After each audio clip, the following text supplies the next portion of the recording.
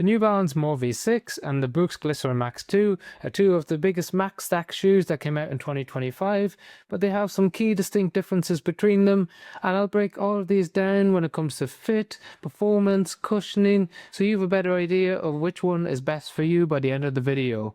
If we look at the cushioning first of all, well, we've got 44 mils of cushioning in the rear foot, 40 in the forefoot of the New Balance More V6, so that's a 4 mil drop. In contrast to that, we've got a 6 mil drop in the Brooks Glycerin Max 2, with 45 mils in the rear foot, 39 in the forefoot, and that gives you a completely different feel underfoot. We'll touch on that in a minute, but first of all, the weight. So we've 378 grams in a size 12 US in the Glycerin Max 2, and a lighter shoe of 366 grams in the More V6. When I say lighter, they're still very heavy shoes, and probably two of the heavier shoes on the market at the minute, and that's going to influence what you can use them for if you want them as a running shoe as opposed to just a lifestyle shoe only. When it comes to the cushioning underneath your foot, well, we've got the DNA Tune nitrogen infused cushioning in the Brooks Glycerin Max 2. Now, the original Brooks Glycerin Max felt like they revolutionized the industry because they had a much lighter shoe with larger cells in the rear foot and narrow density packed cells in the forefoot. The larger ones at the back helped absorb impact and vibration when you hit the ground, and the ones at the front really helped propel you forwards.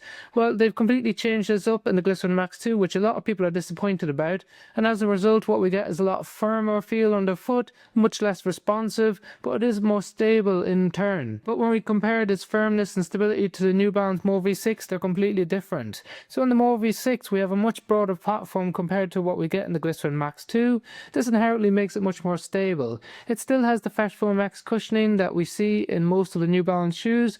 It's not as soft as mushy as some of the other models within the range. However, it does give you that pillow-like feel when you initiate contact with the ground, so it's really focused as a comfort shoe, and that will influence how you use it. But it's a much softer shoe overall, despite the Glycerin Max 2 being more firmer than its predecessor. The width within the More V6 makes it more stable underfoot, and it has some sidewalls on the inside and the outside of this shoe. The sidewalls that we saw in the original Glycerin Max are now gone from the Glycerin Max 2, and as we move up the top of the shoes, we have a wider fit in the More V6. That's partly got to do with the wider platform, although it is a little bit deceptive. It's not as wide as you would think it would be in the fit, but it does come in an extra wide version as well. The Glycerin Max 2 comes in a normal fit, and there's no wide option available on the market that we know of at this moment in time. Because we've got so much cushioning underneath the forefoot, you're going to get a lot of protection there, so if you have any issues with the ball of foot, motor neuroba, metatarsalgia, hallux rigidus, you're going to really benefit from this. The rockers are more aggressive on the Glycerin Max 2. You can see it comes up more aggressively towards the end,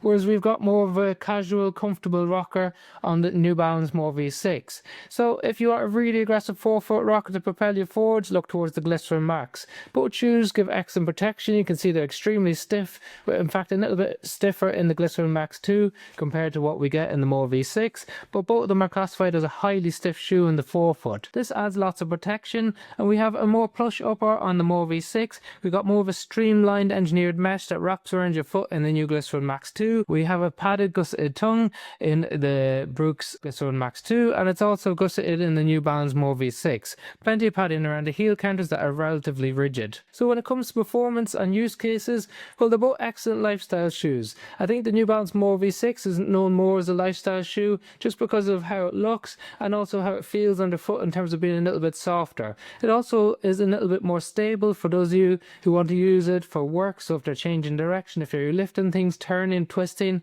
you're definitely going to get more stability underfoot with the New Balance. When it comes to performance, the New Balance can be used as a recovery shoe, as some easy runs, but because of their weight, it's definitely not an up-tempo trainer. In fact, with the Glycerin Max 2, well, in the original one, it was definitely more of an up-tempo trainer, so because it was lighter and it was more responsive. Unfortunately, the extra weight in the Glycerin Max 2 and the firmer feel in the cushioning means that it's not as much of an up-tempo trainer anymore, but it can be used for marathon pace workouts. In fact, at the minute, it's one of my favorite shoes for easy runs. It's just not as stable underfoot as some other shoes like the More V6. However, if you have any questions on them, drop in the comment section below. Happy to answer any questions. Links for the shoes are in the description if you want to check out the latest prices on Amazon, and thank you very much for watching.